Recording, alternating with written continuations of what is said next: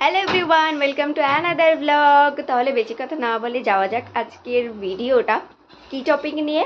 চলো তাহলে। আর আজকের ভিডিও টপিক হলো আমরা সবাই মিলে যাব আমাদের শীতলা মায়ের গান বসেছে গান শুনতে, তাই জন্য সবাই খেতে বসে গেছে। আর মা করেছে সিমাই আর ডাল দিয়ে আলু দিয়ে তরকারি। মাকে দেখো আমার ব্যাগটা ধরিয়ে দিয়েছি, বাবা আছে সামনে, মা আছে পেছনে, তারপরে আমি আর মা, আর পেছনে আছে বোন আর জেঠিমা।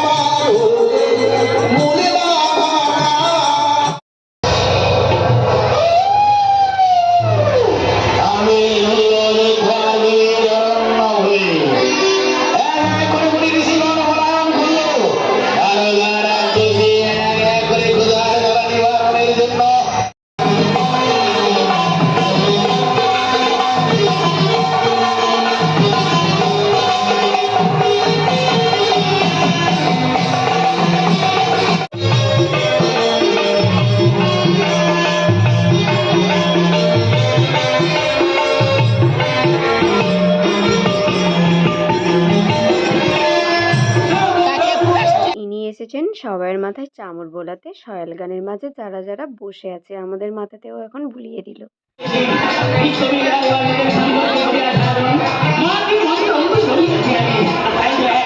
আর এটা হলো আমাদের শীতলা মা। মাকে যা সাজিয়েছে না, কি বলবো তোমাদের, দেখে তো একদম গায়ের লোম আমার শিউরে উঠেছিল। দেখো অপূর্ব লাগছে।